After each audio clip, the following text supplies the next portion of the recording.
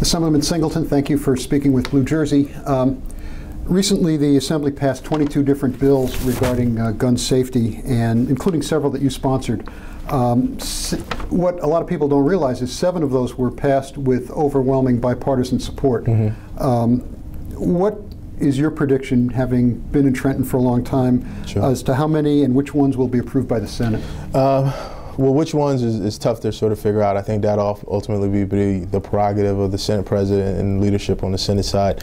But I was encouraged that several of the proposals were able to generate bipartisan support.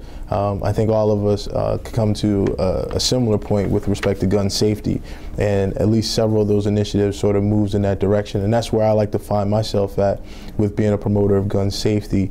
So I'm hopeful that the Senate will look at the full breadth of those proposals. I imagine there's going to be some tweaks. I think that some tweaks are warranted to some of the bills, and hopefully the Senate will be able to pass as many of those, and the governor will see them be favorably and sign them into law. A lot of the gun owners claim that some of these bills may be in violation of the Second Amendment. How do you respond to that? I think the courts have been pretty clear on the Second Amendment. The issue of the right to bear arms has been pretty much litigated all the way up to the Supreme Court, whether it's the Heller case or if we look at the Hatch case on the Supreme Court level. In the Supreme Court, and actually it was interesting, Justice Scalia, who's by no means a liberal in any sense of the word, pretty much articulated that the right to bear arms does have some permissible limits that can be placed upon them. And I think what we've tried to do is trying to be reasonable within that scope and create reasonable regulation that does not infringe on any gun owner's right to bear arms, doesn't take a gun out of a responsible gun owner's hands. And I think for all of us, we want to just make sure our communities are safer. I'm hopeful that when the package of bills comes back, it'll be able to also be addressed some initiatives that I've sponsored that didn't make it into that package, which really targets the illegal guns that permeate throughout our communities. Okay, can you tell us a little bit more about those initiatives? Sure. We put together a package of about 4 different bills to really address this illegal gun issue.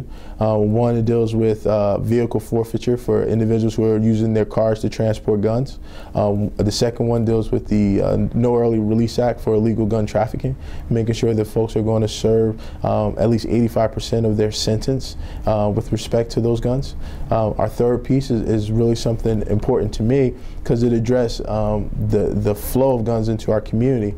National ATF statistics point out the fact that 60% of the illegal guns that are in our communities can be traced back to 1% of firearm dealers. So there's a group of firearm dealers who, for whatever reason, have not been the most upstanding and are allowing these guns to find their ways into our community. So we wanted to be aggressive and look at that and try and set up penalties that sort of discourage these gun owners from doing that very, very dangerous practice.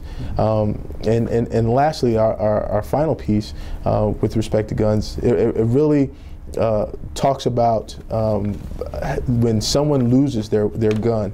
Right now, within 36 hours, they have to report it, and it's a civil penalty. For us, if that gun is going to be used in a crime and is used in a crime and has not been reported lost or stolen within 36 hours, then that gun owner should also have some culpability. All responsible gun owners know where their weapons are at all times. Having had family members who've owned weapons legally, they know where their guns are all the time.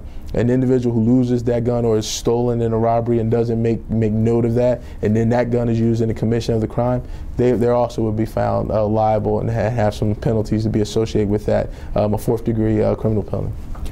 One area that was not touched in these gun bills that other states have looked at is the requirement for gun owners to hold liability insurance the same way drivers or car owners have to hold liability insurance. Why was that not considered? I can't speak to sort of the policy decision as to what was included in the package and what wasn't.